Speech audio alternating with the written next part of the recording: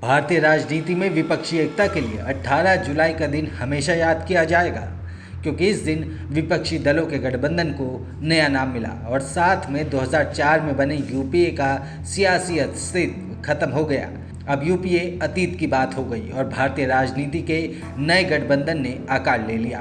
तो क्या चुनावी इतिहास में जैसा कमाल 1977 और 1989 में एकजुट विपक्ष ने किया था, वैसा नया गठबंधन कर पाएगा? आइए आपको बताते हैं टीम इंडिया और उसके नाम के पीछे छुपे संदेश के बारे में।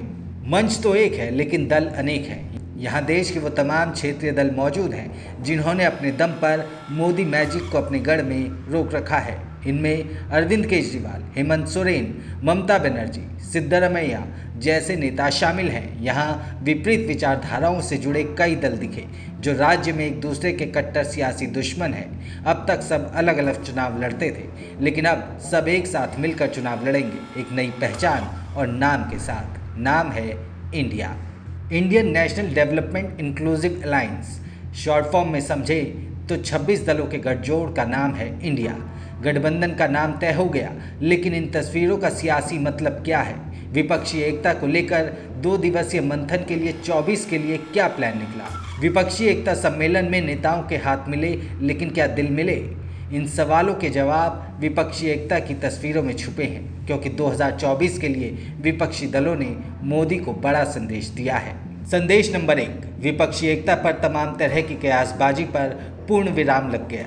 अब तक सबसे बड़ा सवाल यही था कि विपक्षी एकता कैसे संभव है। पटना में हुई पहली बैठक में अध्यादेश को लेकर केजरीवाल वापस लौट गए थे, तो पहली बैठक के चंद दिनों बाद एनसीपी में फूट पड़ गई थी।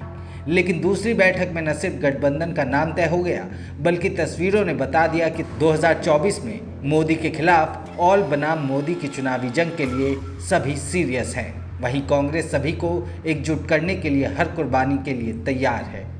संदेश नंबर 2, 2024 के लिए विपक्षी गठबंधन में पार्टियों का विस्तार। मोदी के खिलाफ सबसे बड़ी चुनावी जंग में कितनी पार्टियां एक छत के नीचे संग आएंगी?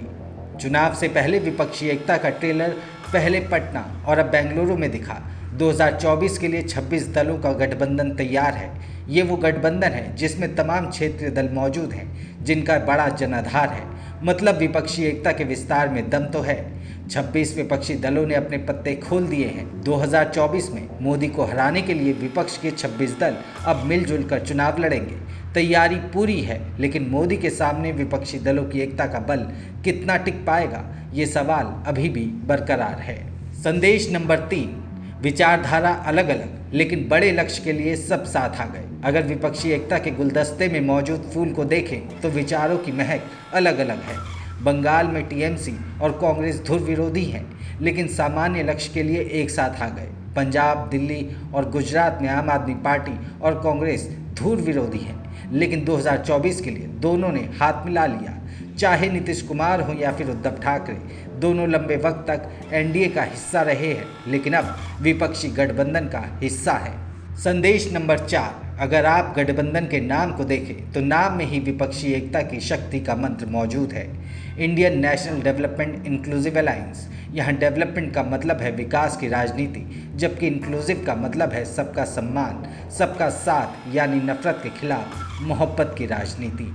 संदेश नंबर 5, भारतीय राजनीति में तीसरा मौका है जब सत्ता प्रतिष्ठान के खिलाफ सभी विपक्षी दल एकजुट हुए हैं। इससे पहले सन 1977 में पहली बार विपक्षी नेता एक साथ आए। गठबंधन की सरकार बनी थी, तब मोरारजी देसाई के नेतृत्व में पहली गैर कांग्रेसी सरकार का गठन हुआ था। इसके बाद जनता पार्टी ने अलग अलग दलों के समर्थन से सन 1989 में वीपी सिंह के नेतृत्व में सरकार बनाई। और अब 2024 के चुनाव में भी तीसरा मौका होगा जब तमाम विपक्षी दल एकजुट होकर सत्ता पक्ष के खिलाफ चुनाव में हुंकार भरेंगे। तो चलिए अब आपको बताते हैं कि आखिर इंडिया ही नाम क्यों रखा गया। 26 विपक्षी दलों की बैठक में गठबंधन का नाम इंडिया क्यों रखा गया, ये सवाल सभी को परेशान किए हुए है। लेकिन इंडिया यानी Indian national democratic inclusive alliance, आपको बता दें कि राहुल गांधी ने सीधे सीधे कहा कि ये बीजेपी और विपक्ष के बीच की लड़ाई नहीं है, बल्कि देश की आवाज़ के लिए लड़ाई है, और इसलिए गठबंधन का नाम इंडिया चुना गया है। साथ ही ममता बनर्जी ने यहाँ तक कह दिया कि अब रियल चैलेंज स्टार्ट हो चुका है। 2024 के राजनीति के कैनवस पर बेंगलौर में खिंची नई तस्वीर तो छप चुकी है, जिसमें 26 दल लाइन लगाकर बैठे हैं और मोदी को हराने की सौगंध ले चुके हैं। पूरा प्लान तैयार है, खाका तैयार है। 2024 के लोकसभा चुनाव में स्टेप बाय स्टेप कब और क्या करना है, और 26 दलों के इस गठबंधन को नाम दिया है इंडिया। इस नए समीकरण से ये तो साफ हो चुका है कि अब चुनाव में बार बार इंडिया का नाम सुना जाएगा, जो राष्ट्रवाद की भावना से ओतप्रोत होगा। कहीं ना कहीं ये नाम इसलिए दिया गया है क्योंकि बीजेपी की अगुवाई वाली एनडीए राष्ट्रवाद की काफ़ी बातें करती है। ऐसे में समझा जा सकता है कि विपक्ष के गठबंधन का इंडिया नाम नए मूवमेंट को पैदा कर सकता है और मोदी शाह की जोड़ी के खिलाफ माहौल पैदा करने के लिए काफ़ी सोच समझकर ये नाम चुना गया है। सूत्रों की माने तो मोदी के खिलाफ इकट्ठा हुए 26 दलों के इस गठबंधन का इंडिया नाम रखने का प्रस्ताव राहुल गांधी ने दिया था, जिसे सभी दलों ने स्वीकार कर लिया। इसके साथ ही मोदी के खिलाफ बेंगलुरु में विपक्ष की दूसरी बैठक को लेकर सबसे ज़्यादा चर्चा इसी बात की थी कि विपक्ष के 26 दलों के इस गठबंधन को क्या नाम देना होगा।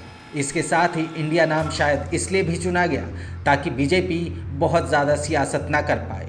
बीजेपी विपक्षी गठबंधन का मजाक न उड़ा पाए, ना ही तंज कस पाए, क्योंकि अगर वो ऐसा करेगी तो उसे इंडिया का नाम लेना होगा। यही वजह है कि विपक्ष ने इस बार यूपीए को छोड़कर इंडिया यानी कि Indian national development inclusive alliance नाम रखा है। तो फिलहाल के लिए इतना ही। कैसी लगी आपको ये जानकारी हमें कमेंट करके ज़रूर बताएं।